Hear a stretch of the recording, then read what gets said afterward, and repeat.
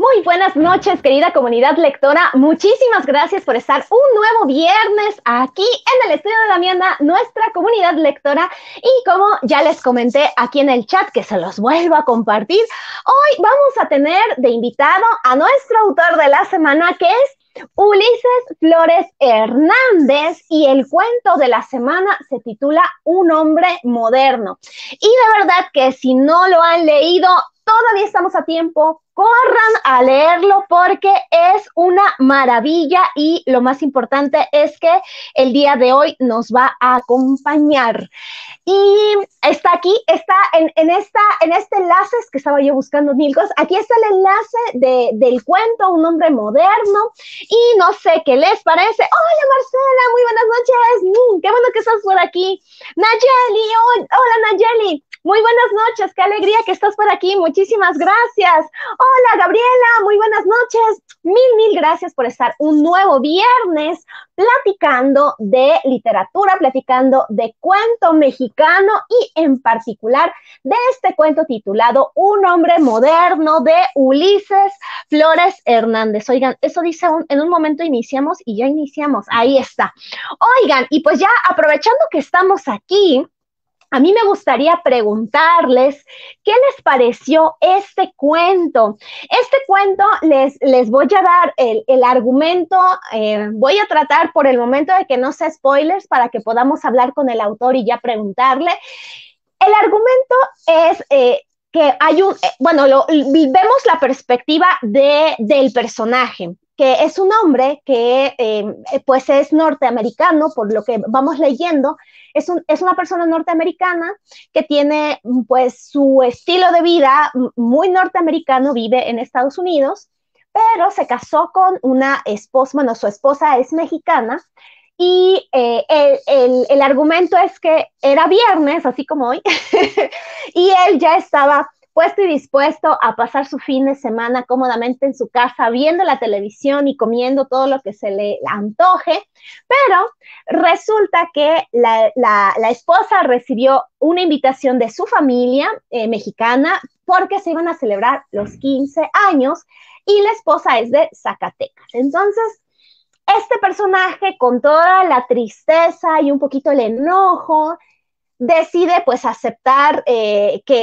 o más bien, pues no como tanto aceptar, sino como resignarse a viajar, a manejar, para ir a Zacatecas, porque pues eran los 15 años, la señora, bueno, desde que se casó no había ido a visitar a su familia, y pues ya habían pasado muchos años, las chicas creo que tenían dos hijas gemelas, ahorita se me olvidó, pero creo que ya estaban entre los 15 y los 18 años, ya eran bastantes años que la esposa no había visitado a su familia, ¿no? Y entonces, lo que ocurre es que pues en la fiesta, es una fiesta de un municipio de Zacatecas, de donde es la señora, pues se va trazando todo como suele pasar en cualquier fiesta, creo que en ninguna parte de México las fiestas son súper puntuales que te dicen ya es a las 7 y es a las 7, no, tú llegas y la fiesta es disfrutar, ver a las personas, tomarte una cerveza, o sea, no es así como esperar la fiesta, ¿no?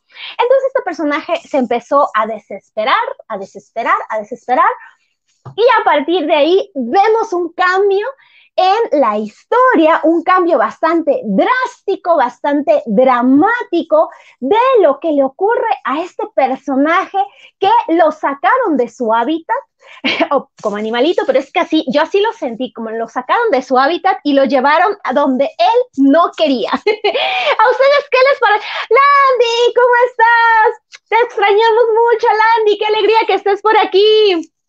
Ay, gracias, Landy. Miren, vamos a empezar con el comentario de Landy. Ella menciona, yo creo que su esposa le ocultó la invitación porque una celebración de ese tipo se planea con gran anticipación y todo el mundo está pendiente de los avances de la misma, porque ya Luz se enteró de una noche para salir a la mañana siguiente. No se preparó y no le gustaba además. Tienes razón, Landy. ¿Y sabes qué?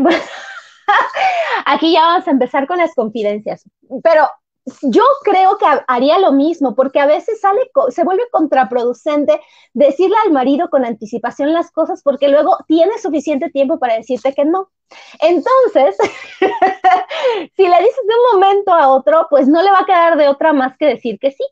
Y esa es como una estrategia que a veces funciona en los matrimonios, pero cuando ya te das cuenta, la estrategia ya no funciona. Pero sí, tienes muchísima razón, los 15 años, sobre todo en México, no son cualquier cosa. De hecho, en Estados Unidos ya se está volviendo moda los 15, un poquito, bueno, no sé si un poco o más, pero por lo menos en la zona de habla hispana se están volviendo como muy de moda los 15 años. Y Marcela dice, las gemelas estaban en prepa, tendrán entre 15 y 18 años. Sí, ya eran muchos años que no había visto a su familia. Y dice Landy, se ríe, dice, sí, somos muy impuntuales, pero hay tantas cosas que hacer, ver, convivir, disfrutar, sí, bueno, es que bueno, yo pienso, es que miren, yo también soy la reina de la impuntualidad. La verdad, sí me ha traído problemas y trato de no ser tan impuntual, pero por ejemplo, ya para una fiesta, ya cuando es trabajo, dices, pues sí, lo tengo que hacer, ¿no? Pero siempre ha sido mi problema. Pero cuando es una fiesta, no, o sea, no eres puntual, solo dos que tres personas que son rarezas, son puntuales y dicen, no, es que quedamos que era a las 7. No, o sea, llegar tarde es parte de la fiesta también. Dice Landy, igual se ríe. Sí, tienes razón, es una buena estrategia. Sí, y te va a contar, digo, ya las confidencias. A mí también ya me la habían aplicado, pero yo lo descubrí. Le dije, no, terminantemente prohibido que me digas un día antes las cosas, porque sí, están esperando que cuando te dicen un día antes no te queda más que decir, pues sí, ya que. Entonces, yo, pero ese es un muy buen punto, Landy. Es parte como de las dinámicas de los matrimonios, ¿no? Nayeli dice, Lu también era egoísta. Oye, Nayeli, coméntanos un poquito más, ¿por qué te parece que era egoísta? Yo también me fijé en eso, que creo que sí era egoísta, pero en lo personal me gustaría que nos comentaras tu opinión, porque ya saben que en un momento va a venir el autor y pues todo eso se lo vamos a preguntar a él. Yo tengo muchas preguntas por hacerle, muchas. Pero estaría padre que todos le preguntamos. Y dice Landy, qué triste su situación y qué rutinaria vida llevaba. Me hizo reflexionar de quienes vivimos así, trabajando y esperando con ansia el fin de semana para descansar, o sea, echar la flojera total. Y cuando como a Luz se le presenta la oportunidad de cambiar, somos incapaces de disfrutar de un escenario diferente.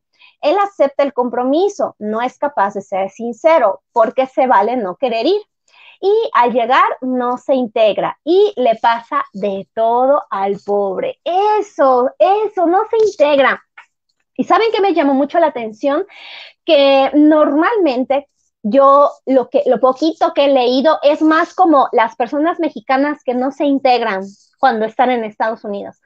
Pero aquí me gustó mucho que estén hablando de un personaje que es norteamericano, vamos, que es gringo, y llega a México, o sea, al final se casó con una mexicana, pero ni por estar viviendo con su pareja, con su esposa, no le da como tantas herramientas para poder, pues no sé, como bien dices, Landy, integrarse, ¿no? A la familia, que seremos muy raros. Pues bueno, querida comunidad, compartan aquí sus comentarios, comenten, porque ya llegó nuestro autor de la semana y está con nosotros Ulises. Ulises, muchísimas gracias por aceptar la invitación.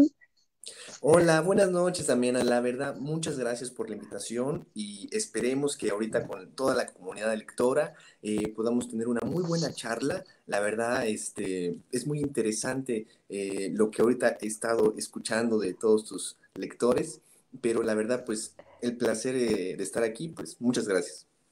No, gracias a ti. La verdad estamos muy contentos porque es un cuento. No sé, comunidad, qué opinen, pero creo que es un cuento que rompió mucho con lo que habíamos estado leyendo. Ya hemos leído otros cuentos, un poco de terror, y podríamos decir que este podría entrar en esa categoría como de terror, pero el hecho que sea realista, como que te deja así de... Esa parte es así como rompe mucho, pero está muy padre. Sí, de verdad, bueno, mucho de eso tiene la influencia de lo que yo he venido viendo y escuchando. Hagan de cuenta que, por ejemplo, las primeras historias que a mí me llamaron la atención mucho de este toque fantástico son productos norteamericanos. O sea, como tal, en México hubo como una gran set de producciones americanas, por ejemplo, la más famosa por antonomasia, La Dimensión Desconocida, que llegaron a transmitir en el Canal 11. Entonces, para mí, yo de chavito era...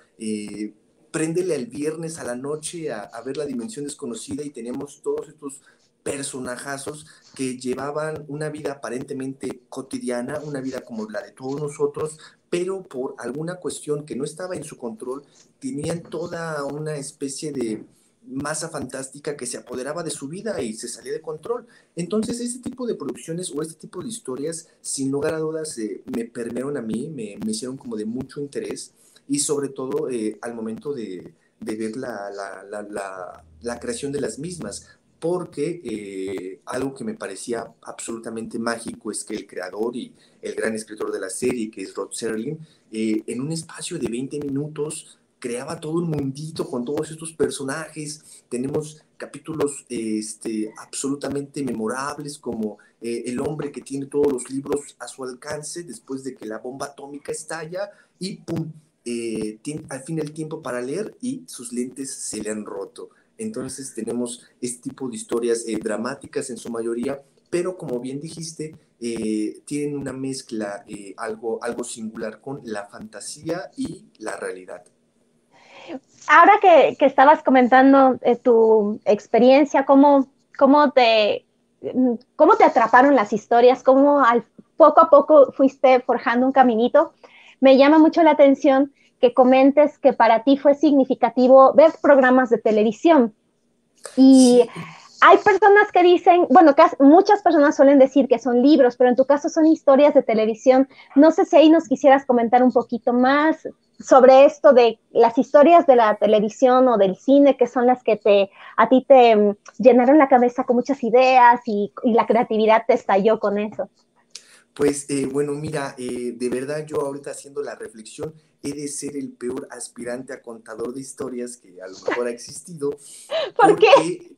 porque yo cuando estaba muy niño, nunca se me ocurrió, al momento yo de tener como el impulso de contar una historia, nunca se me ocurrió hasta muchos años después tomar un libro de cómo se escribía un cuento, por ejemplo. Yo todo lo que yo reuní de que, por ejemplo, digamos que empecé, digamos, pues esta profesión muy chavito, a los 6 años, tenía toda esta cultura americana de películas de fantasía como Jumanji, o La Dimensión Desconocida, y yo tuve un sueño muy vívido en donde había, por ejemplo, una casa sin fondo en medio del bosque y había unos niños que ahí la encontraban y pues no podían salir. Entonces este sueño me impactó sobremanera. Así que lo primero que hice fue al día siguiente fue escribirlo. En ese tiempo mi padre vivíamos en Santa María la Ribera y mi padre tenía un estudio con su computadora, su librero y yo compartía ese lugar, era una habitación grande, entonces yo compartía ese lugar como habitación también. Entonces había una mesita que daba a la ventana y literalmente todo lo que tenías que hacer para escribir, ahí estaba, solo tienes que sentarte. Entonces yo lo que hice fue sentarme, agarré un bonche de hojas y me puse a escribir esa historia a como Dios me dio a entender que eran las historias que yo veía. Sin embargo, digamos que tuve ese deseo a muy temprana edad y lo dejé muchos años. El manuscrito se perdió entre las mudanzas, pero retomé, digamos, el deseo de escribir cuentos hasta los 12, 13 años. Y fue cuando ya yo tenía toda esta cultura visual principalmente y fue cuando ya empecé a agarrar, digamos, estas colecciones de libros, principalmente de literatura infantil y juvenil en México. Fue cuando empecé a conocer, digamos, a estos autores. Por un lado, yo ya tenía, digamos, un bonche visual muy grande de películas y de series de televisión americanas. También estaban, principalmente del Canal 11. Eh, entonces fue cuando yo ya empecé, digamos, a leer y fue cuando me atraparon estos autores mexicanos como Juan Villoro, Mónica M. Broson, Antonio Malpica, que tenían, digamos, ya una vena en la literatura infantil y juvenil en México. Entonces, haciendo un balance entre ya lo que venía leyendo y lo que había visto, empecé yo a escribir así como yo había leído los libros o como yo creía que se escribían las películas, sin tener, digamos, pues una estructura como tal. Fueron años después cuando sí me di cuenta que había que tener rigor con lo que uno escribe, y fue cuando ya empecé a leer, a buscar manuales, a buscar libros de guión, de estructura dramática, para formalizar precisamente estas ideas que había que trabajarlas. Pero entonces sí, digamos que fue como una mezcla con muchos años ahí, eh, entremezclados entre lo que vi en la televisión, lo que empecé a leer y me empecé a clavar, incluso lo que escuchaba. Realmente yo creo que cuando escribes algo es la suma de muchas cosas, lo que escuchas, que es tu música, lo que ves en la televisión, en el cine, y por supuesto lo que lees. Eso se me hace fundamental. Pues yo te agradezco que comentes tu historia y cómo transitaste de lector o de consumidor visual a escritor, porque creo que también rompes un paradigma. Muchas veces nos vamos con la idea de que si nunca leímos de niños, o sea, si no leímos libros, pues es difícil que nos dediquemos a la escritura, ¿no? Pero pues tú nos estás contando cómo esto no está peleado, no hay problema con eso. Entonces, primero, agradecerte que nos comentes eso, y para la comunidad, les comento que los autores que mencionó Ulises están casi todos, de hecho todos los que mencionó están en una colección del Fondo de Cultura Económica que se llama A la orilla del viento. Si no están en ese, están en otras, pero casi todos ellos tienen algún libro en el Fondo de Cultura Económica, y ahí lo que a mí me gusta de esa colección en particular de La orilla del viento es que son libros económicos. O sea, así cuando muchos están en 100, 150, y lo digo porque normalmente los libros, sobre todo ahora, están muy caros, están así 250, 300 para arriba. En cambio, estas historias que nos comenta Ulises, de verdad me parecen a mí bastante accesibles, y pues también es una bonita manera, porque están como infantiles y juveniles, ¿no? Entonces tiene todo, desde que estás muy chiquitito, tiene como colorcitos, ¿no? Hay que si el color rosado, que el azul, que el morado, termina creo que en el azul, que es cuando ya eres como adolescente. Pero por si estuvieran interesados también en conocer esas historias, no se van a arrepentir. A la orilla del viento. Mira, si te parece, Ulises, voy a empezar ahorita con los comentarios porque ya tenemos algunos, para que también tú puedas platicar con la comunidad. Te da las buenas noches Marcela, Nayeli, Gabriela, Landy. Y mira, Landy comienza con un comentario donde nos dice que una idea que ella le dio de la esposa es que le ocultó la invitación. Ya estábamos hablando un poquito de estas estira y afloja en el matrimonio, ¿no? Porque unos 15 años, o sea, se planean con mucha anticipación, se avisan con mucha anticipación y toda la familia sabe. Entonces ella cree que se lo ocultó a su esposo. Tú que estuviste creando esta atmósfera, ¿tú crees que era posible?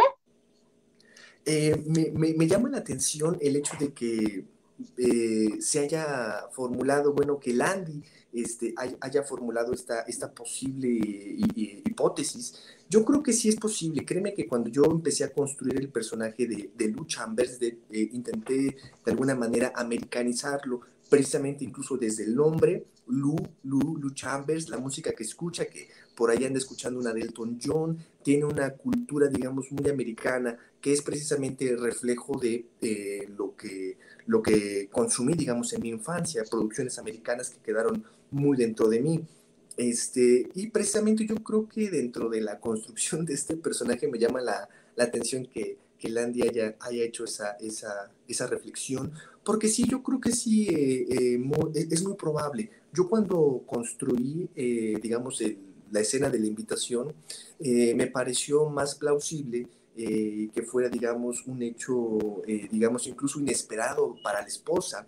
La esposa tiene mucho tiempo de no visitar a su familia, a su tierra natal, entonces incluso es una sorpresa para su esposa, la propia invitación, y es como de vámonos, es que tenemos que ir ahora sí, sí porque sí, pero también es posible que haya sido al mero momento, porque pues uno conoce a sus familiares mejor que nadie. Entonces digamos que si Lu a lo mejor de mala leche no quería ir, sabía que a lo mejor sí sería un poco complicado sobre todo cuando tenemos estas familias de que, por ejemplo, el esposo es muy distante de los padres de la esposa y no hay, digamos, una relación pues muy cercana, más allá de la boda, que es cuando pues, todos nos conocemos.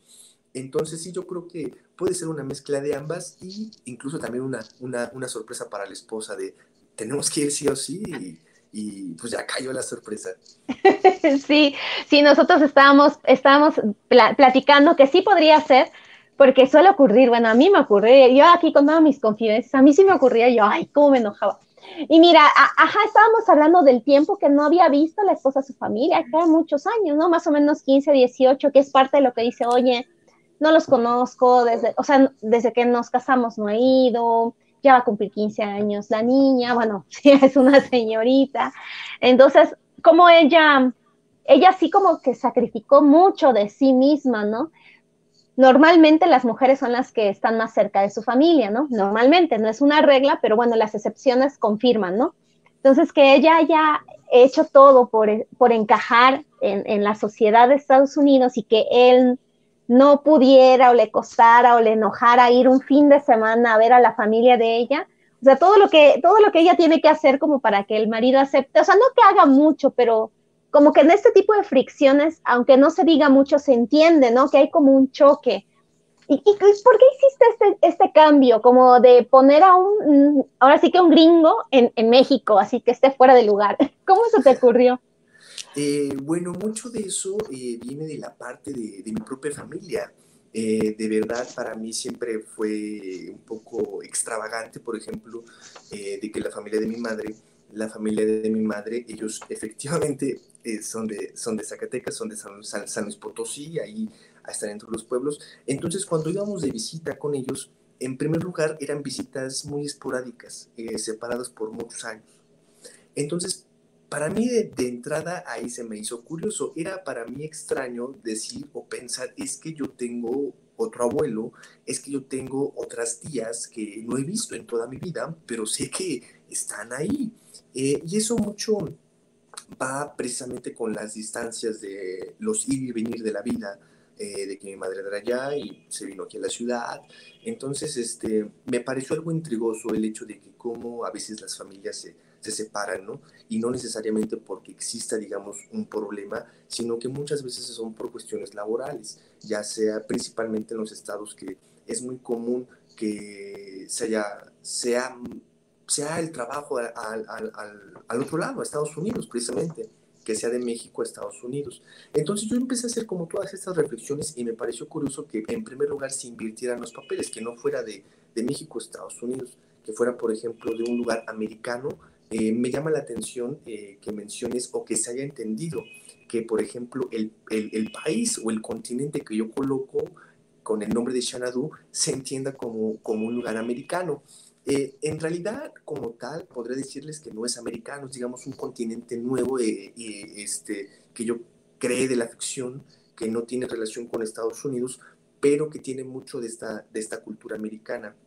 Entonces, a partir de ahí me pareció curioso colocar a un personaje de otro país con cierta cultura diferente a la nuestra, que fuera México, a diferencia de lo que había visto yo precisamente con mi familia y mi madre, y posteriormente hacer una conjugación especial de precisamente la separación y el cómo nos volvemos a encontrar, que precisamente es como estar en un lugar fuera de tu elemento, literalmente, porque pues ya no estás con quien tú conoces, ¿no? O sea, si yo salgo aquí a la esquina, pues el de la tienda me conoce, a lo mejor me fía un refresco, si voy aquí, yo sé que si tomo el Metrobús, en 3 estaciones llego a un Walmart, ¿no? Pero si yo voy a otro país, literalmente, pues si no tengo un mapita, no sé a dónde ir. Algo tan básico como incluso buscar un sistema de transporte. Entonces, todas estas ideas que yo había visto y que siempre se me quedaron, me parecieron curiosas aterrizarlas en un cuento, invirtiendo en cierta manera los papeles de los personajes. Y eso que dices de Xanadu, ahora que lo mencionas, ya se me había olvidado. A mí me recordó la canción de Olivia Newton-John, Jones, porque fue muy famosa en los 90. O sea, yo me acuerdo de esa canción, porque ahora sí que a mi mamá le encantaba la película de John Travolta con Olivia Newton-John, y como que creo que luego hicieron otra película de que se casaron, un bebé, no me acuerdo, que él era el fontanero, no me acuerdo, pero me acordé de esa. Mira, Nayeli también dice que le parece que Lou era un hombre egoísta. Y nuevamente Landy nos dice, hablando de Lu, porque creo que nos llamó mucho la atención este personaje, dice que le parece triste la situación de Lu y que tenía una vida muy rutinaria, y a ella le hizo reflexionar de quienes vivimos así, pues en la rutina, trabajando, esperando, pues el día de hoy, por ejemplo, que ya es viernes a punto de iniciar el fin de semana, vamos a poder descansar, echar la flojera, y, y que el hecho de que a Lu le hayan cambiado por completo lo que él estaba esperando, que no pueda disfrutarlo. O sea, en vez de decir, ay, a la goma todo, me voy a México, ¿no? Era para así de chin, ¿no? Y bueno, que le pasa de todo, que ahorita vamos a llegar. ¿Tú querías mostrar eso, aunque fuera en Estados Unidos? O sea, ¿eso es un tema que también te llama la atención? Pues mira, bueno, precisamente con el personaje de Lu, este estilo de vida, a mí me parece muy interesante el hecho de que consideremos ya no solamente como un hombre moderno o una mujer moderna, sino que nos consideremos seres humanos modernos tan solo por el hecho de tener muchas facilidades tecnológicas.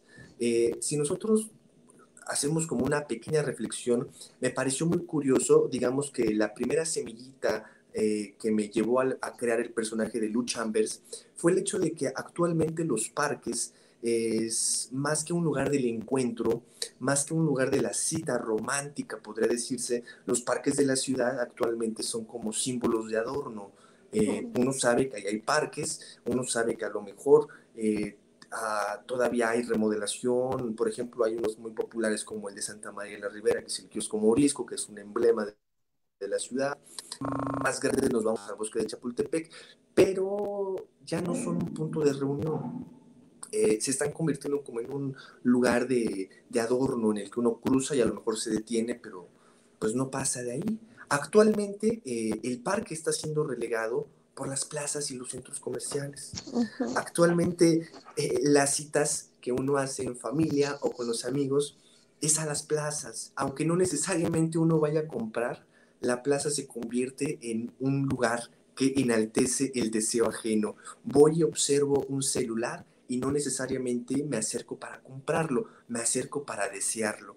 Entonces, pues ahí uno puede estar chachareando, puede a lo mejor, si ya ruge la tripa a las 3 de la tarde, pues voy a ver qué como a la zona de, precisamente, de comida rápida, ¿no? De que tenemos las pizzas, el pollo frito, los helados, y si la economía anda bien en el bolsillo, pues la cereza en el pastel es una ida al cine. Entonces actualmente ya las plazas se convirtieron como en un lugar del encuentro, y eso, los que vivimos, por ejemplo, en la capital, se convierte como en una actividad moderna. Actualmente yo no concibo que la generación actual no puede ir a una plaza o no tenga los recursos para ir a una plaza, y si no los tienen, al menos va a desear las cosas que ahí encuentra. Y eso lo consideramos moderno.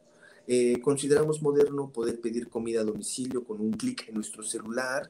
Ahora ya sin la pandemia cambió y trastocó nuestra forma de vida, y por supuesto que a lo mejor si lo llevamos al extremo, todos en algún momento, ya sea por necesidad o por la cuestión de la sana distancia, pues todos en algún momento nos llegamos a convertir en un Lou Chambers que pidió comida a domicilio, y se quedó en la comodidad de su casa. Los que pudieron, igual hubo ejemplos de personas que pues sí, evidentemente no tuvieron esa misma suerte. Entonces hay digamos, una misma velocidad que va a dos niveles de frecuencia totalmente distintos, ¿no? Y ambos estamos en la ciudad. Entonces, este tipo de modernidad que actualmente podemos encontrar o que consideramos como actividades modernas, me parecieron muy, muy curiosas, porque incluso están totalmente socialmente aceptables, ¿no? Ujú. Realmente ya nadie te dice vamos a perder el tiempo al parque, ¿no? Es ir a la plaza. Entonces, eso por un lado, ¿no? Que nos podríamos considerar modernos, ¿no? Por tener estas facilidades tecnológicas que a lo mejor a veces ni siquiera entendemos, pero por tenerlas tan virtualmente cerca de nosotros o que son parte de nuestra actividad cotidiana, pues las tenemos inherentemente. Eso por un lado. Y por el otro, me pareció muy curioso recordar estos viajes o estas visitas que yo hacía al pueblo de mi madre, donde evidentemente es todo lo contrario. Ahí no, no se enaltece el centro comercial. Son actividades que en los pueblos del centro, la capital o las ciudades de los pueblos son otra cosa, ¿no? Puede que tengan ahí sus centros comerciales y sus plazas, pero la actividad principal es en los pueblos. Y en los pueblos la actividad principal o el principal divertimiento son las fiestas. Ahí hay fiestas, no te puedo decir que hay fiestas todos los días, pero cuando hay fiestas es una actividad que ya ni siquiera las casas aledañas acude la mayor parte del pueblo. ¿Por qué? Porque es su principal modo de diversión, de convivencia.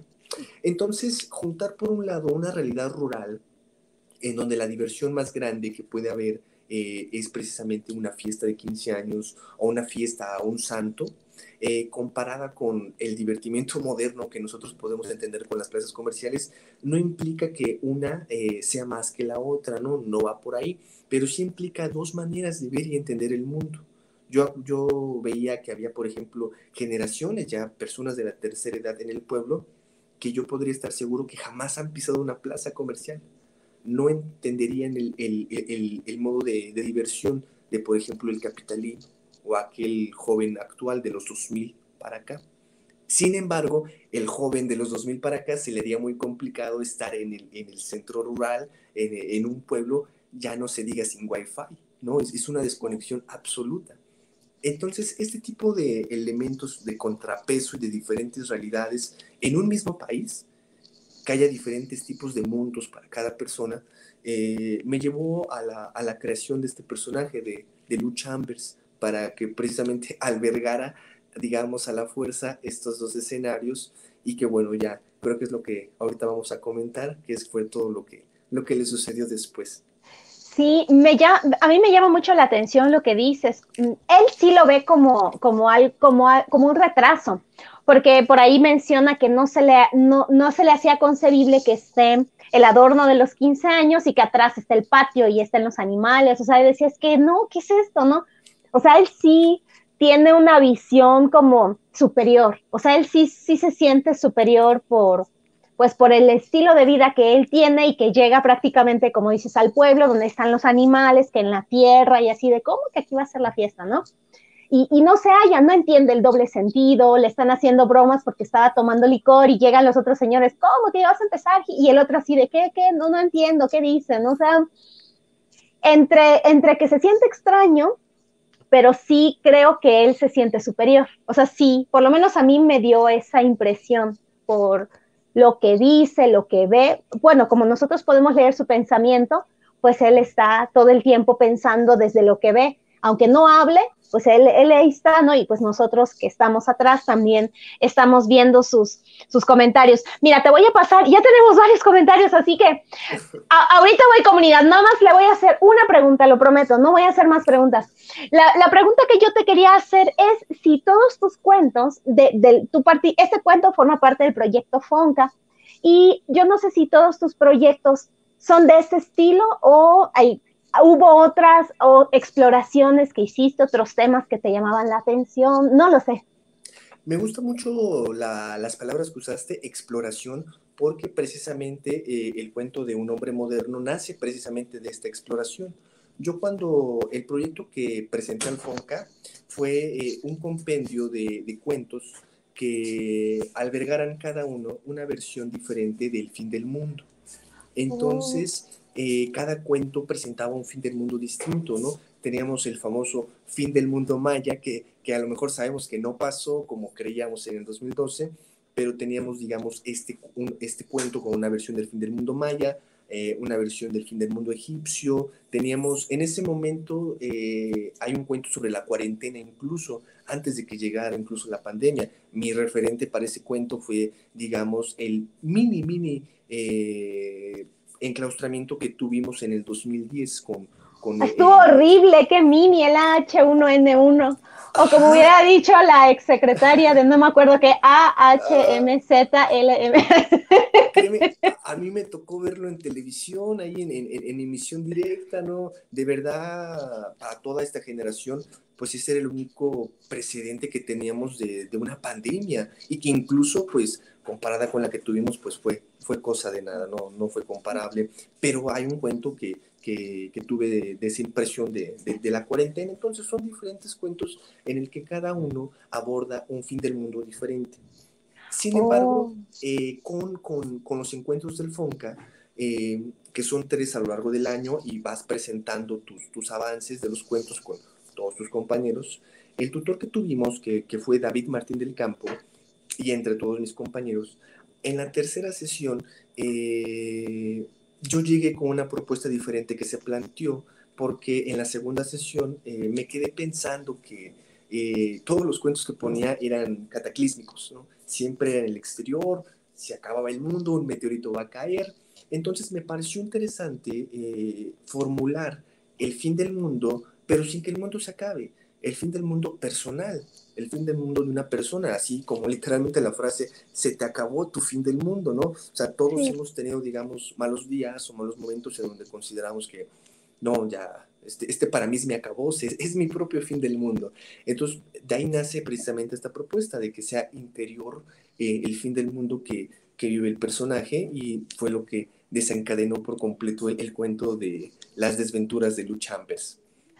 Ok, ya no voy a preguntar más, me muero de ganas de preguntar, pero la verdad es que tenemos un montón de comentarios, entonces sí hay que leerlos todos. Mira, ya vimos el de Nayeli, mira, nos dice Landy, Damiana dice, aquí en el sur de Veracruz tenemos un norte muy fuerte, oh, mi conexión está muy inestable, me saca seguido, no te preocupes, Landy, que todo esté muy bien. Recuerda que esta grabación se queda, va a estar aquí un mes, entonces tú no te preocupes por eso si tienes problemas, pero muchas gracias por compartirnos el comentario, y ahorita los demás comentarios los vamos a transmitir también, así más adelante, si por algún motivo te saca, de todas maneras se va a quedar aquí registrado en el video, y también Ulises te va a contestar, no te preocupes por eso, Landy. Y Nayeli dice, me causó mucha risa lo que le pasaba, menos el final. Pues sí, porque estaba redrogado. Así. A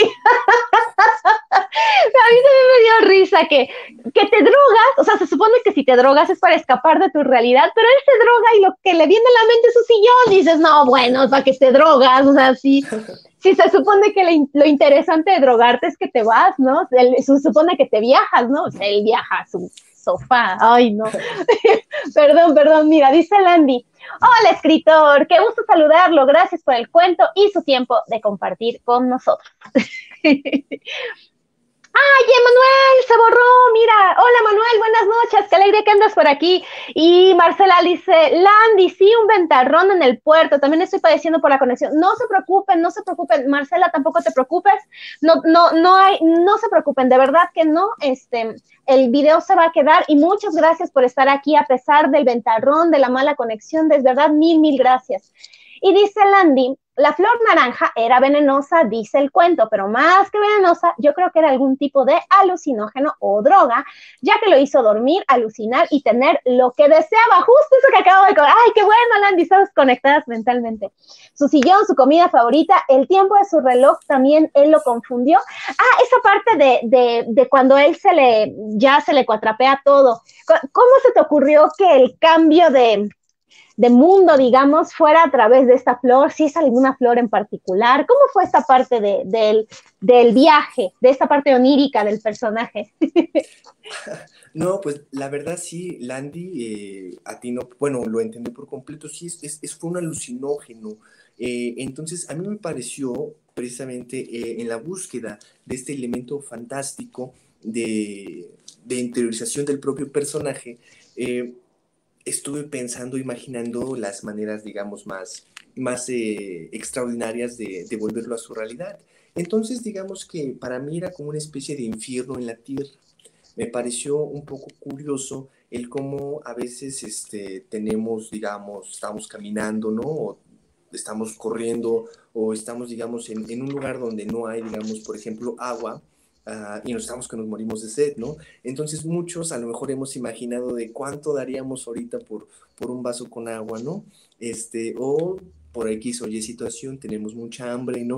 ¿Cuánto daríamos, por ejemplo, por una hamburguesa, ¿no? Ahorita para degustar. Entonces, bajo este deseo, bajo este tipo de frases que usualmente hemos comentado, escenarios en los cuales pues a lo mejor hemos compartido de manera universal, me pareció curioso el hecho de que él efectivamente la flor le drogara a tal grado de que le hiciera recuperar lo que él más anhelaba, que era precisamente, digamos, un televisor salido de la tierra, su silloncito, sus botanas predilectas que no podían faltar, sobre todo porque, digamos, esta parte precisamente viene de la vena de la literatura infantil y juvenil, precisamente estas obras de, por ejemplo, El profesor Zipper de Juan Villoro, o por ejemplo, Casi medio año de Mónica M. Brosson, muestran personajes en situaciones extraordinarias aterrizadas en una realidad. Por un lado tenemos a un personaje como el profesor Zipper, que crea combustible a través de los brócolis, ¿no? Que tú dices, bueno, eso es una locura, ¿no? Pero dentro de la propia realidad de la historia funciona, y funciona muy bien, y los niños y los grandes, pues la leen y la entienden, y está totalmente justificado. O por ejemplo, si tenemos a las aventuras de Santiago en Casi medio año, pues tenemos a este niño que se va de pinta, ¿no? En un anclaje un poco más real, pero son aventuras que tú te puedes creer por completo.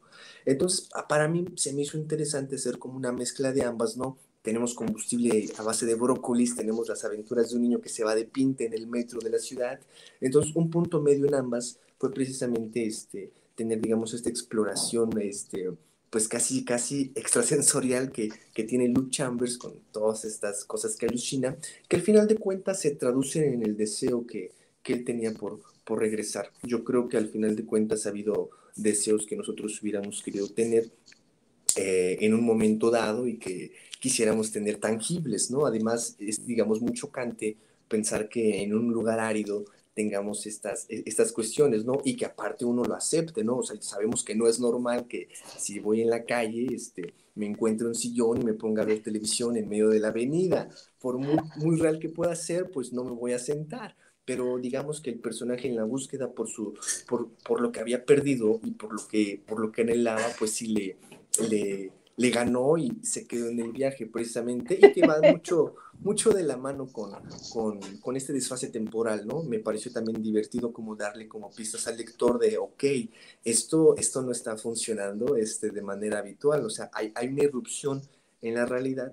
De manera, digamos, sutil, quise hacerlo, como muy propiamente a veces sucede en la dimensión desconocida. No es, digamos, una información absolutamente visceral, pero conforme vas viendo la historia, dices, como que aquí está sucediendo algo extraño. Y entonces el reloj tampoco podía servir como de guía, ¿no? O el reloj ya no lo veía bien, o el reloj sí le iba marcando como que, oye, tu mundo no es el mismo, mira, la realidad está aquí en el... ¿Hiciste ese juego también? Sí, no, el reloj estaba coludido, si lo planteamos de esa manera. Estaba absolutamente, era parte de la fantasía. Él evidentemente había un desfase absolutamente de tiempo y espacio, porque incluso nosotros en la lectura pareciera que Lu caminó y caminó varios kilómetros, pero en realidad él se estaba aventando sus vuelos mentales en la colinita que estaba ahí a la vuelta. Eso estaba muy divertido. Tenemos por un lado aquel errante que está buscando alimento, está buscando agua, pero en realidad pues la tiene a la vuelta de la esquina. Mucho, digamos, lo que conocemos, ¿no? Del caso de los piratas, ¿no? Tanta agua por doquier y no poder beber ni una sola gota. Sí, esa parte tienes razón, estuvo muy divertida. Bueno, pero si lo entendemos también desde la perspectiva de Lu, si Lu prácticamente no caminaba, o sea, estaba todo el día en su sillón, luego se acostaba y luego manejaba, estaba sentado, luego estaba trabajando y estaba sentado. Pues aunque sea un poquito, o sea, esos kilómetros, aunque sea una alucinación, son bastante entendibles porque es una persona que no camina y además lo menciona, ¿no? Es bajito, está chonchito, ¿no? Comparado con sus cuñados que están así como muy grandotes y fornidos por el trabajo arduo, ¿no? Ellos como que tienen mucho esfuerzo corporal, ¿no? Entonces, pues sí, pobrecillo. Pero yo estoy igual como con Nayeli, que sí, fue muy divertido hasta llegar al final. Y nos dice, Emanuel, que le pareció un cuento muy surreal, con un final sorprendente, muy a lo Edgar Allan Poe. Ay, te comento, lo que pasa es que el año pasado leímos todos los cuentos de terror de Edgar Allan Poe y empezamos como a descubrir algunas cosillas y una de sus características es esa que al mero al final, 2, 3 párrafos antes, nos cambia la jugada y así de ¿qué? Y yo, por eso también nos comenta Emanuel esta parte surreal, que la parte como más terrorífica, este cambio que hiciste hacia lo terrorífico, no terror sobrenatural, bueno, no lo sé, es como un cambio, porque él seguía drogado, pero pasó algo fuerte en la realidad de donde él estaba, ¿no? ¿Cómo se te ocurrió darle este cambio un poco más terrorífico? Bueno, antes que nada, muchas gracias, Emanuel, por tu comentario y por ese estilo Edgar Allan Poe. Pues mira, digamos que uno va escribiendo a lo largo, no necesariamente cuentos, ¿no? O sea, uno va anotando sus ideas, o sea, tener una libretita por ahí, yo creo que es fundamental, ¿no? Tener ahí anotaciones de lo que incluso uno escucha, uno ve o uno sueña, ¿no? En dado caso, ¿no? Entonces, dentro de estas libretas donde hago ciertas anotaciones de diálogos, situaciones o escenas, yo había tenido un sueño muy vívido recuperando lo de el sueño de mi infancia. Y en este nuevo sueño que tuve, yo era perseguido por precisamente un corderito en peto, de los dos petos de mezclilla. No sé Uh, por qué tuve ese sueño, pero me pareció, digamos, muy curioso recuperar a este corderito, a esta oveja con un peto, digamos, pues humanizado, ¿no? Entonces, me pareció interesante que hubiera como una especie de cambio en el relato, ¿no? Por un lado, nosotros incluso estábamos ahorita riendo, ¿no? Por estas extravagancias que tiene el propio Luke Chambers, ¿no? Estas irrealidades o elementos surrealistas, ¿no? Que pueden causar risa. No sé si lo pude hacer al 100%, pero sí, precisamente mi intención era que fuera, digamos, un poco cómico, un poco chusco, estos elementos surreales, pero que el final para el personaje fuera un final funesto, porque precisamente él se encuentra todavía en este viaje y eso daría un cierre a la historia. Cuando uno está escribiendo alguna narración, no es, bueno, no es un consejo que sea como, digamos, ley, pero sí es preferible saber uno el final del mismo. Puede que no sepas el principio ni la parte del medio, pero si tienes el final y sabes a dónde dirigirte, y más cuando estás escribiendo un cuento, digamos, fundamental. Entonces yo tenía esta parte final, ¿no? De un personaje que viene de una transición, viene de una alucinación y se está devorando a este corderito, que evidentemente dije no puede quedarse como corderito. Entonces fue cuando empecé a hacer la propilación de, pues es que es alguien que está dentro de su propio alucino, o sea, no, uno no va también por la vida viendo corderitos con peto, ¿no? Y lo acepta como tal. Entonces, me pareció interesante que el personaje, precisamente lo que han comentado, ¿no? Que puede que sea un poco egoísta, que puede que se resista al cambio, a la invitación familiar, que se siente un poco superior, ¿no? Como comentabas hace un momento, ¿no? De tener estas facilidades de la urbe y que evidentemente se niegue por completo hasta el grado de alucinar para recuperar lo que perdió. Me pareció, digamos, un final, si no justo para el personaje, digamos, un final adecuado, que tuviera un final funesto, digamos, como una especie de reprimenda por negarse en primera instancia a todos estos cambios. pues esto que dices de pensar el final, si están escribiendo comunidad, si alguien está escribiendo su historia, pues y ya diste igual 2 consejos, ese de llevar la libreta y apuntar diálogos, tus sueños que te pueden servir, y luego esto de pensar siempre en el final, ¿no? Y este final que impacte. Entonces, pues mira, a Emanuel le recordó mucho a los finales inesperados de Edgar Allan Poe. Y Landy dice, uy, sí, a ver si no me saca y pierdo la sesión. Espero que no te preocupes, ojalá y no, pero por cualquier cosa el video aquí se queda. Y dice Gabriela, al final me recordó a Los Destiladores de Naranja de Horacio Quiroga. Yo no he leído Los Destiladores de Naranja, pero mira, nuevamente, otro autor de terror, un terror un poco más latinoamericano, más parecido como a nuestro contexto. Otra vez el terror, ¿cómo ves? Sí, entonces sí era eso lo que buscabas, ¿verdad? Darle este giro hacia el terror. Eh, quizá a la sorpresa macabra, a lo mejor no tanto, a lo mejor sí podremos considerarlo terror, pero digamos que podría ser entre terror y una sorpresa macabra que se sale de la norma. Si igual si hablamos sobre, por ejemplo, Horacio Quiroga, pues tenemos el almohadón de plumas, ese, digamos, tiene, digamos, si hablamos ya un poquito más en estructuras, tenemos lo que podríamos considerar, digamos, un relato anclado en una realidad, ¿no? Se nos presenta un matrimonio, se nos presenta una mujer enferma, hasta el momento pues todo está normal, ¿no?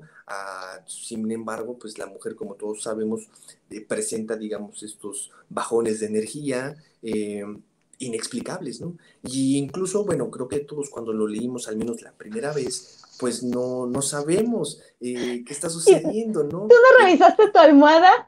Yo sí No, la hombre, revisé porque la leí muy chiquita, bueno, no tan chiquita, estaba como en la secundaria, pero sí dije, no, mi almohada, porque de repente como que te da flojera levantar y, ¿será que por eso tengo flojera que me pongo a revisar mi almohada? no, de verdad creo que es consenso general, podría arriesgarme a decir que ya nadie durmió bien un día o dos después de leer el cuento, pero de verdad que viene con este tipo de impacto, ¿no? O sea, de verdad creo que sí fue sorprendente leer el cuento y darnos cuenta de que yo creo que cada quien se imaginó su propio bicho, ¿no? Y darnos cuenta de que, pues sí, a lo mejor del tamaño de un gato, ¿no? O más chiquito, mediano, pero hay alguien ahí chupando sangre, ¿no? Un insecto macabro, ¿no? Pero el punto es que no conocemos la situación hasta el final. Es este golpe al lector, es este golpe o esta irrupción en la realidad. Sabemos que muy difícilmente, aunque tengamos una colección estupenda de almohadones de plumas, podremos encontrar un parásito de estas dimensiones, ¿no? Que los hay, sí, por supuesto, pero es difícil, ¿no? Decir, no, pues yo me encontré el mío anoche, ¿no? Sin embargo, tenemos este golpe de realidad, ¿no? Entonces, este tipo de cuentos sí efectivamente también me permearon o hicieron un flujo de mí muy interesante en las lecturas. Otro cuento que igual tiene, digamos, un final sorpresivo es el cuento de Charles Dickens, El guardabarrera o El guardavía. No he Es leído, ¿de qué precisamente, trata? Sí, sin es spoilers, cuéntanos, cuéntanos. sin spoilers, básicamente es, digamos, un guardabarrera, un guardavía en una casetita en medio de la nada, cuidando precisamente el flujo de los trenes y al fondo hay un túnel. Entonces tenemos un personaje anclado nuevamente en la realidad, en un oficio en donde la soledad es la principal compañía que tiene, ¿no? Entonces el personaje va dentro de su propio, dentro de su propia soledad, va a tener, digamos, unas ciertas alucinaciones, unos ciertos encuentros espectrales, ¿no? Que de igual manera nos dejan entrever, estamos en una realidad y estamos al mismo tiempo entrando en una fantasía.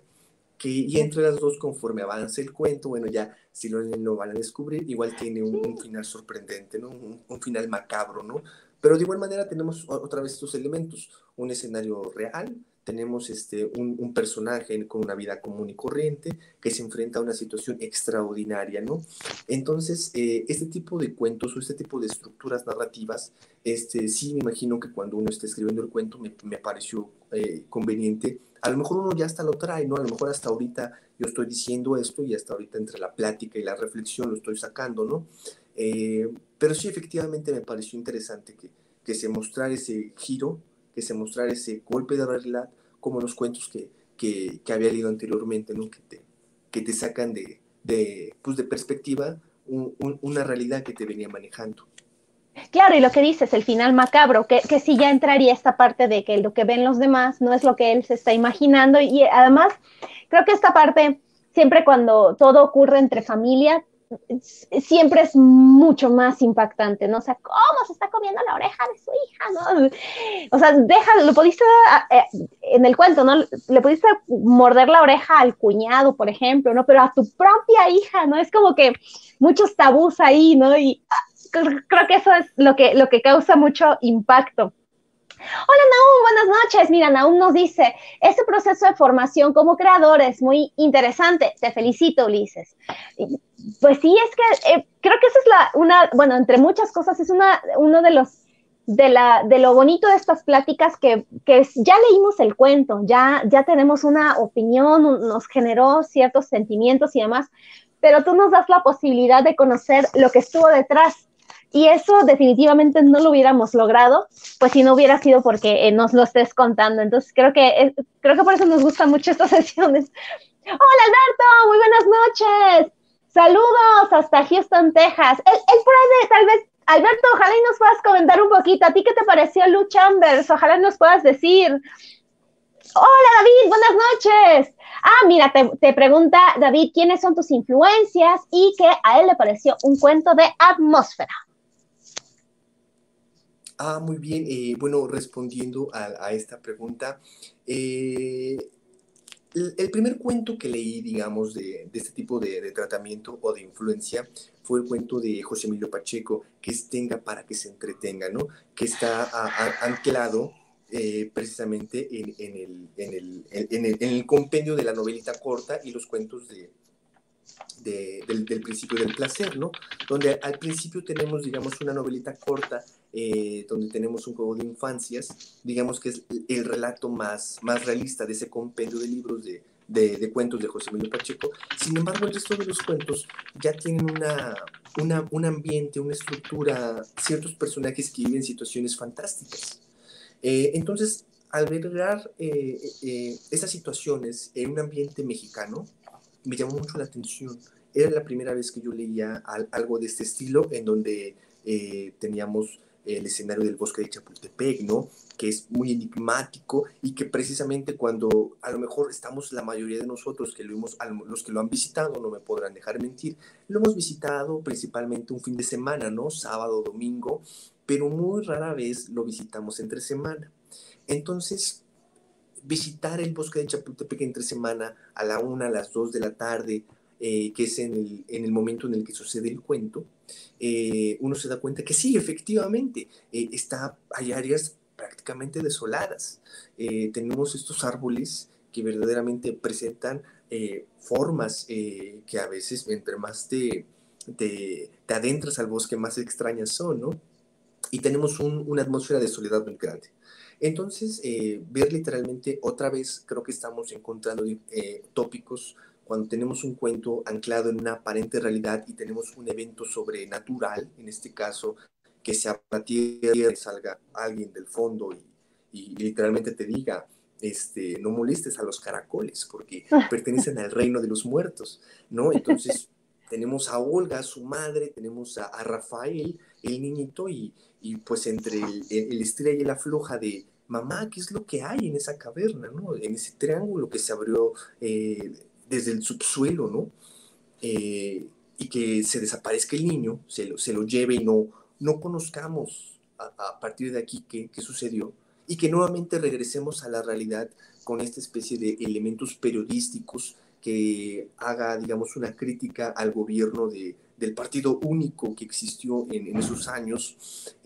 Tenemos, digamos, un evento fantástico, sobrenatural en el México en el que nos desenvolvimos. Claro, Entonces, y a la, perdón, y a la madre la tachan de loca, ¿no? O sea, no, sí, ya di ya la verdad, o sea. como noticia escandalosa, casi como de las Ajá, revistas de sensacionalistas, ¿no? Ya empiezan sí. a sacar amoríos, empiezan a sacar elementos mentales que vio la propia madre, a lo mejor Ujú. hasta hay unos toreros que ni siquiera tenían nada que hacer ahí, ya los empiezan a encarcelar como principales sospechosos y culpables. Entonces, este compendio de cuentos, igual cuando salí de La Habana, válgame Dios, que habla sobre el viaje en el tiempo, tenemos el cuento de Langerhaus, que es igual sobre las identidades desaparecidas, ¿no? Las personas que de pronto alguien desaparece de tu círculo cercano, ¿no? La fiesta brava, ¿no? Un cuento dentro de un cuento, y tenemos al metro como elemento prehispánico que está en el subsuelo, ¿no? O sea, tenemos estas historias fantásticas y todas están ancladas en la realidad. Entonces, cada Ok, una tiene una atmósfera muy mexicana, en el que son ok. lugares en los cuales tú te puedes ubicar o reconocer, pero al mismo tiempo hay un elemento fantástico que rompe con todo, ¿no? Que Oh, sí puede decir que si viajo en el metro, a lo mejor me desaparecen los elementos prehispánicos, ¿no? Estas criaturas prehispánicas que hay en el Templo Mayor, no sé, que ajá. cobren vida. Entonces, este tipo de influencias fueron muy, bueno, principalmente este libro permeó muy fuerte, ¿no? Precisamente estos tópicos, ¿no? Realidad, fantasía este desenlace macabro que escapa a la realidad que conocemos. Gracias por comentarnos eso. Se llama El Principio, ¿verdad? No Los Principios, es El Principio del Placer, ¿verdad? Del libro. Así es, el Porque principio del placer. luego suelen recomendar en la otra novela corta, Las batallas en el desierto. Pero ya con lo que tú estás comentando, me da la impresión que creo que es un mejor acercamiento. O sea, si es la primera vez que vamos a leer a José Emilio Pacheco, creo yo que es mucho mejor leer El Principio del Placer. Y, o sea, ya si te gusta un poco más la prosa del autor, ya irte para las batallas en el desierto, pero o sea, es que yo sigo sorprendida cómo en tu proceso, en lo que tú cuentas y demás, o sea, no hay nada de la nada, o sea, no es que un día tú naciste y, ¿no? Sino que hay toda una historia detrás, hay autores, ya nos platicaste de la tele, ya nos platicaste de películas, pero también hay ciertos libros, ¿no? Que te han marcado y todo ello se ha como tejido para que tú estés también explorando tu propio estilo, ¿no? Sí, precisamente, realmente yo podría decirles igual, lo que les digo no es ley, no está grabado en piedra. El proceso de creación de cualquiera que se aventure a escribir es muy personal, sin embargo, sí podemos encontrar diferentes elementos que sí habría que tomar en cuenta. Por ejemplo, quizá a no todos les guste Stephen King, a lo mejor a algunos sí, he conocido igual a muchos, ¿no?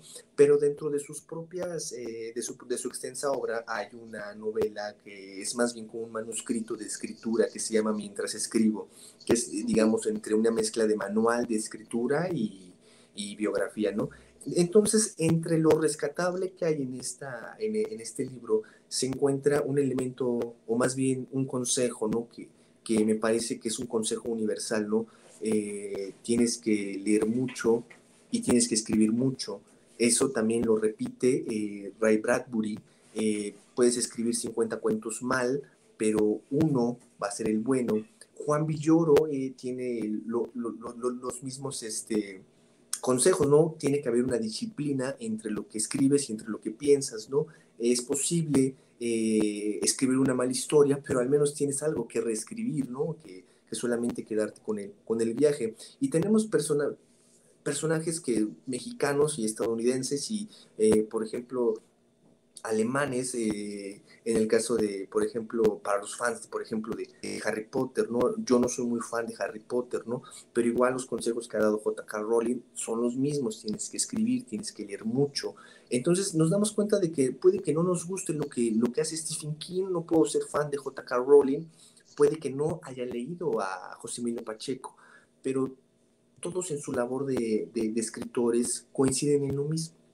Entonces me parece sí vital que si uno quiere empezar a escribir es necesario leer mucho y sobre todo no leer por obligación. Yo creo que los círculos que han llevado a cabo son interesantes porque rompen un poco con esta cultura de vamos a leer a los clásicos y a lo mejor yo empezando en las letras, no me gusta el clásico que me estás poniendo sobre la mesa, ¿no? Es difícil, ¿no?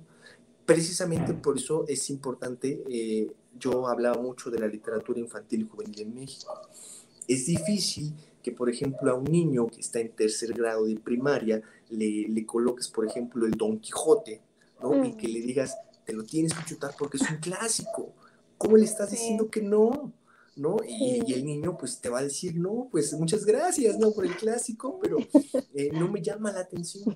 Entonces, precisamente esta vena que nace desde el 96 de la literatura, una verdadera literatura infantil juvenil en México, nace precisamente con Mónica M. Broson, ya mencionamos a Juan Villoro, a Antonio Malpica, que empiezan a verdaderamente escribir para los jóvenes, empiezan a verdaderamente escribir para los niños, y eso evidentemente son obras que les pueden interesar porque hablan ya desde su realidad, hablan desde las situaciones que viven, los primeros amores, las primeras escuelas, los cambios emocionales y físicos, los vaivenes de la vida, ¿no? Entonces, esa es una manera, digamos, un poco más propia de acercar a los más pequeños o a las primeras lecturas, ¿no? Y en ese caso es lo que yo podría decir. Si quieres escribir, tienes que leer mucho, pero tampoco te tienes que torturar si el libro que tú lees no te llama la atención, ¿no? Puede que te recomienden los clásicos, pero a lo mejor puedes entrar, por ejemplo, con José Emilio Pacheco, con su literatura fantástica, o a lo mejor tú puedes aventar unos ensayos de Juan Villoro, ¿no? No necesariamente martirizarte con me tengo que aventar 5 clásicos de la literatura y a lo mejor hasta los termino odiando, ¿no? También es muy sabido que, por ejemplo, para cada momento de la vida hay un libro, ¿no? A veces puede que si no me aventé el Don Quijote en la escuela, no necesariamente implica que ya no lo voy a leer. A lo mejor encuentro ese libro más adelante y me fascina y me clava, ¿no? Entonces yo creo que es necesariamente tampoco martirizarse, sino ir precisamente por lo que a uno le gusta, ¿no? Escuchar la música, pero incluso dentro de eso ser variado, ¿no?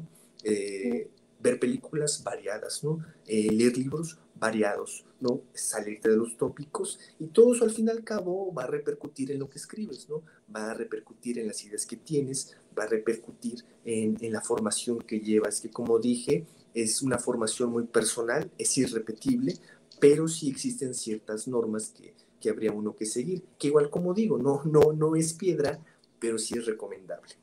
No, pero aún así, por ejemplo, nosotros estamos leyendo pues a ustedes, a las diferentes generaciones de cuentistas contemporáneos. Y tan contemporáneos que podemos platicar contigo, los clásicos, pues nunca vamos a saber cómo es que escribieron, ¿verdad? O cómo les llegó. En cambio, contigo, con tu generación, con las generaciones, tenemos esta posibilidad. Pero, por ejemplo, David, si a ti te gustó Un hombre moderno, pues ya te comentó Ulises cuál es su caminito y, por ejemplo, si a ti te gusta ese estilo de escribir, pues ya ahorita nos dio varias recomendaciones, El principio del placer, ya nos habló del de Stephen King, ya nos habló de Juan Villoro, de Mónica Bronson, entonces podemos seguirle por ahí y es una manera de que nosotros también como lectores nos vamos encontrando, porque si bien son de la misma generación, pues escriben muy diferente, o sea, cada quien tiene su propio estilo, eso es muy, muy rico para nosotros. O sea, hemos leído todo tipo de historias. Y comunidad, ya estamos llegando al final, perdón por ser no quisiera quitarle más tiempo a nuestro autor, pero no nos vamos, voy a terminar de leer los comentarios, no crean que no, nada más voy a ir pasando por los comentarios para seguir platicando, dice Marcela.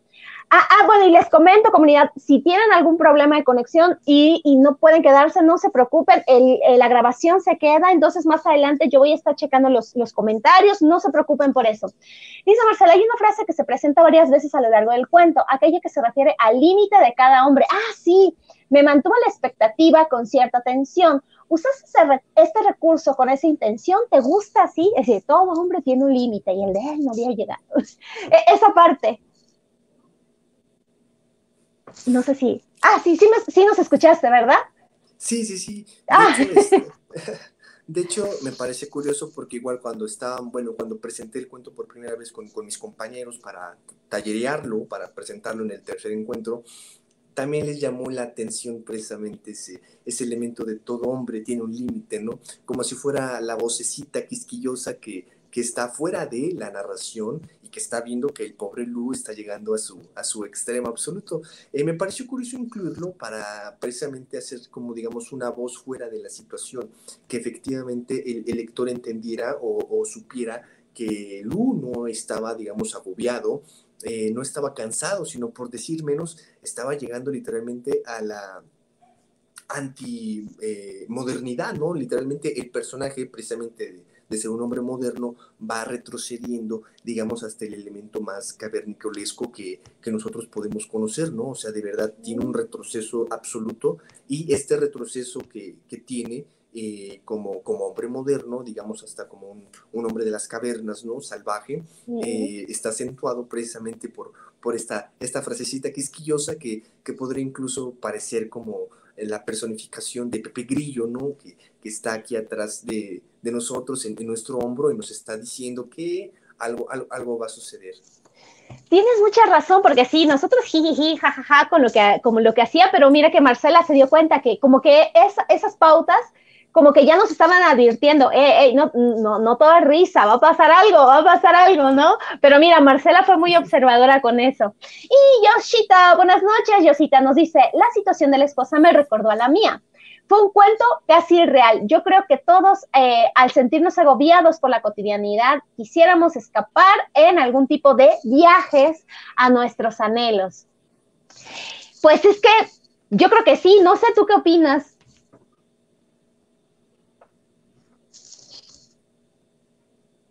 Bueno, no sé si... Sí, yo creo que evidentemente en la parte más interna de todos nosotros, en algún momento hemos... Sí, creo que... todo bien, todo bien. Sí, vale, yo creo que sí, efectivamente. Sí, ya te escuchamos. Todos nosotros hemos tenido en algún momento la necesidad de salir.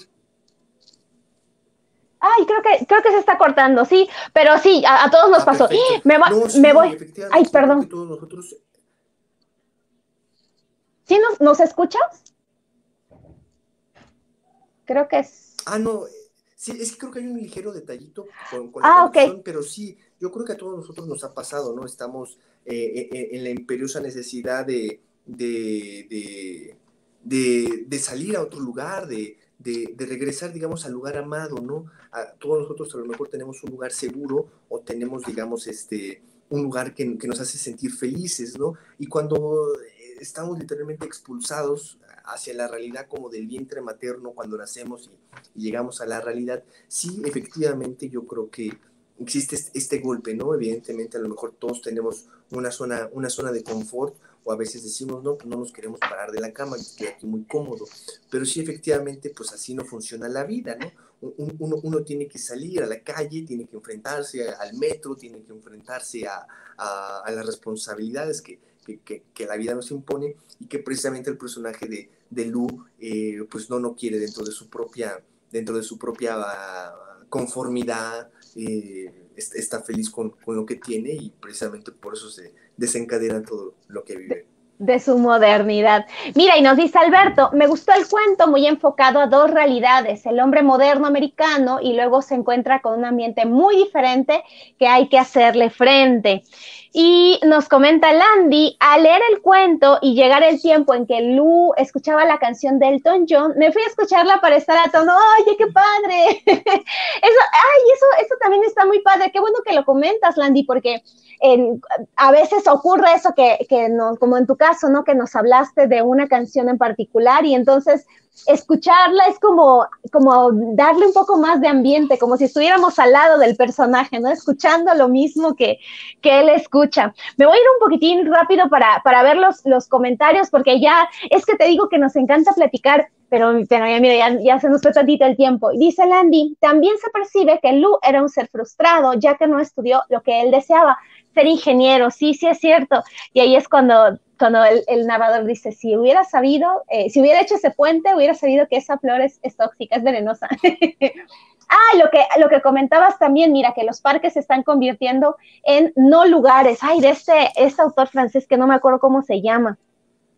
Y Landy dice, un verdadero hombre o mujer moderna actual es capaz de adaptarse a diferentes situaciones, o en su caso, hablar y exponer de manera franca, sincera y respetuosa lo que quiere o no hacer y no dejarse manipular. Él se creía moderno por vivir en un medio urbano. Yo creo que no, eso no te hace moderno. Hoy por hoy, ¿qué es ser moderno? Así es, desear, fantasear, seres consumidores más que de convivencia real. Muchas gracias por esta reflexión. Yo creo que ahorita que terminemos, si tú quieres como, creo que tenemos un poquito de problemas de conexión, pero mientras ahora voy a seguir poniendo los comentarios, y ahorita que regrese Ulises, ya podremos finalizar. Ojalá y se pueda conectar para despedirnos de él. Es que yo creo que ya empezó el mal tiempo en todos lados, ¿verdad? Por acá también como que amaneció nublado. Dice Landy, cierto, las fiestas son el encuentro y el apoyo de la mayoría de la población, muy diferentes las realidades. Y Marcela nos dice, cuando llegué a la parte del puente y toda la narración del deseo de Lu de ser ingeniero y que no había viajado, pensé un poco en la película El Show de Truman, en cómo se puede estar condicionado a un estado. Aunque Lu es diferente a Truman, de alguna forma siento que se tocan. ¿Podría ser? ¿O ya me afectó la flor naranja? Muchas gracias, Marcela. Gracias por tu comentario. Ojalá y se pueda conectar en un momento, Ulises. Landy nos dice, y sucede que aunque no hablen esas personas, sus expresiones, sus miradas hablan muy fuerte de su aceptación, rechazo, aprecio, desprecio. Sí, sí es cierto. Hay mucha gente que sin hablar, ahora sí que solo con su cara, te dice mucho de qué piensa. No sé si les ha pasado, ¿no? Que sí, una mirada dice mucho. Bueno, hay personas que no son muy expresivas, ¿no? Las famosas poker face que ni sabes, pero mucha gente sí te dice bastante con su mirada, con su expresión. Y sobre todo cuando son como muy de ciudad y que van a lugares que no son como lo que ellos acostumbran, suelen tener miradas de un poquito de desprecio, ¿no? Y dice Emanuel, el choque cultural siempre es fuerte y complicado entre países, entre ciudades y en el mismo medio rural. Las relaciones con la familia política, sobre todo para quienes son casados, casi siempre es muy difícil. Sí, muy bien planteado por el autor. Mis felicitaciones. Sí, ay, ojalá y se conecte. Es que creo que sí. Hoy, ojalá que no empiecen las temporadas de lluvia todavía. Bueno, por ahí anduvieron diciendo, ¿verdad? Dice Marcela, sí, el tiempo al principio de la historia es muy marcado, muy correcto por escribirlo así, se inician párrafos a partir del tiempo, pero llega un momento, me parece que es una vez se encuentran con la familia de Aura, que esa estructura se diluye o más bien pierde el control como el personaje. ¡Qué bueno que ya llegaste! ¡Qué bueno que ya llegaste! ya vamos rápido porque no sé si ya... No sé si ya tienes problemas si hay mal tiempo, no te preocupes, ya estamos por terminar. No, una disculpa, ya nos atrasamos un montón. Oigan, si quieren leer este cuento de Tenga para que se entretenga, se los acabo de compartir aquí para que se den cuenta de lo que nos estaba platicando el autor de este cuento, que es esto que dice, es como algo fantástico, sobrenatural, pero en algo muy mexicano. Y mira, dice Alberto, me recordó a mi familia, cuando van a México, especialmente mis sobrinas. La primera vez que fueron se sorprendieron de gran manera, al igual que Lu, sobre todo cuando van al baño y encuentran solo una letrina con 4 láminas. Pero es que así es en un día. Muy buen cuento, saludos al autor. Mira cómo Alberto tiene la otra perspectiva que también a él le pareció muy real. Y gracias. Jesús, perdón, que por qué Xanadu. Sí, cierto. ¿Era por la canción o por algún episodio de alguna serie que llegaste a ver? Mira, Xanadu, hubo una mezcla de varias cosas. Habíamos hablado hace un momento que era la canción famosa del grupo ABBA, ¿no? Xanadu. También estaba... ¿Era de ABBA? ¿No era de Olivia Newton-John? No, sí, de Olivia Newton-John no, ya no me acuerdo, ya no me acuerdo. Ya no me acuerdo. Sí, de Olivia, quedémonos por el momento con que es de Olivia. Y también tenemos Xanadu de la mansión increíble de Charles Foster Kane, del Ciudadano Kane, que también se llama Xanadu, este lugar mítico, ¿no? De esta mansión increíble. Y también históricamente Xanadu es un lugar que se supone existió, tenemos ahí, digamos, registros históricos, pero principalmente está anclado en la realidad, como un lugar fantástico, casi utópico, que es, digamos, al nivel de los tesoros perdidos de Indiana Jones, ¿no? O sea, una arqueología de un lugar que jamás ha existido. Entonces, entre la canción, entre el referente cinematográfico, entre este elemento cartográfico fantástico, me pareció curioso que anclara como un nuevo continente que no existe en nuestra realidad, pero sí en la realidad del cuento, cercano a México, cercano a Estados Unidos, donde precisamente ocurrieran diferentes historias de los cuentos que he escrito, ¿no? Como un lugar aparte donde suceden todas estas cuestiones entrelazadas, que ahora actualmente es muy común, ¿no? A lo mejor hace unos 4 o 5 años estaba, digamos, gestándose el hecho de los universos compartidos, ¿no? Que actualmente ya es, digamos, habitual verlo en la televisión o en el cine, pero en ese momento me pareció curioso, ¿no? Que no escribiera cuentos a destajo y que todos estuvieran como en sus propios mundos, sino que dar pequeñas referencias, dar pequeños guiños a que un cuento sucede en el mismo lugar que otro, precisamente dentro de la colección del funk. Okay, muchas gracias, ya les compartí la canción. Oye, pero yo no sabía lo de la película, fíjate. Ay, qué padre, eso es lo que me encanta. Bueno, a mí me gusta mucho, yo creo que a la comunidad también, de compartir tanto como que sea un detonador de más. historias, ¿no? Y mira, te felicita Landy, felicidades, gracias por esta bella plática y por los consejos. Y también David, un cuento muy divertido y muy amarillo. Y Jesús, el no saber relacionarse con lo tradicional, la hierba, desde su modernidad, no la supo conocer en sus efectos. Está tan acostumbrado a solo consumir lo embolsado que la naturaleza le resulta desconocida. Esto quizá porque se negó a sí mismo. No fue ingeniero que le hubiera permitido conocer la hierbita. Se asumió como un sujeto al que le dijeron que debía ser un juez. Ambas cosas van juntas. Muchas gracias, Jesús. Y Ed, hola Ed, buenas noches. Igual, qué buen cuento, dice. Ya sé. Ed le gusta mucho hacer fanfiction y dice que tu rancho, el de tu cuento, le dice que está maldito por las brujas.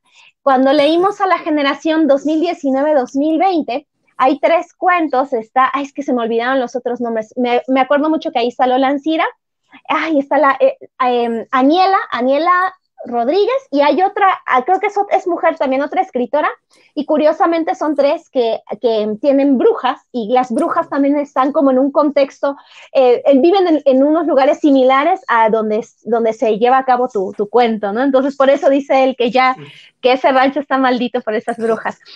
Ahí está la canción.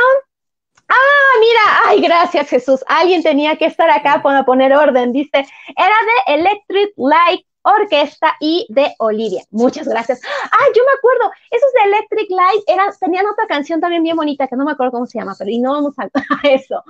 Dice, sí es de ABBA y hay una película de Olivia. Gracias, una disculpa, yo estoy súper desfasada y sí, él quedó muy loco. Y pues bueno, muchísimas gracias. No sé si comunidad también se quieren despedir de Ulises, en lo que ponen algunos comentarios de despedida.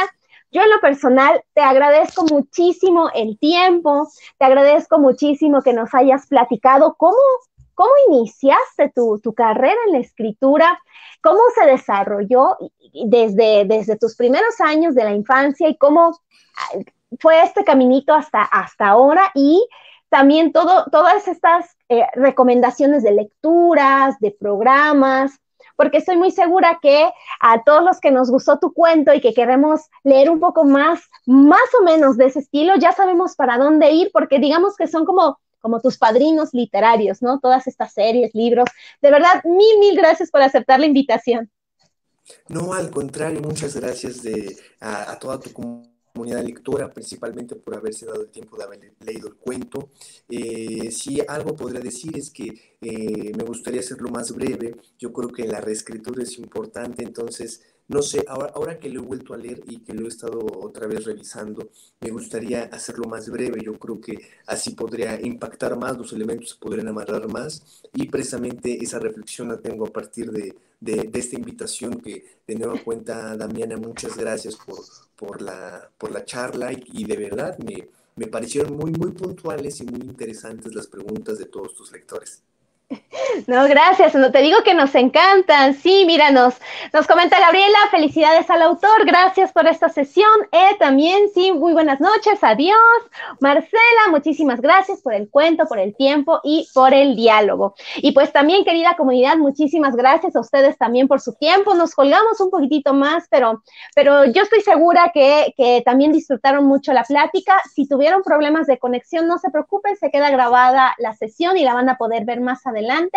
Y pues nada, ya en los avisos parroquiales, ahorita que yo cuelgue, que yo cierre, les comparto el pase de Lisa, y ya saben, el próximo lunes vamos a seguir hablando de Anaïs Nin, y el martes tendremos un nuevo cuento de México en sus letras, jóvenes creadores del Ponca. Nuevamente, Ulises, muy buenas noches, muchas gracias por esta gran sesión.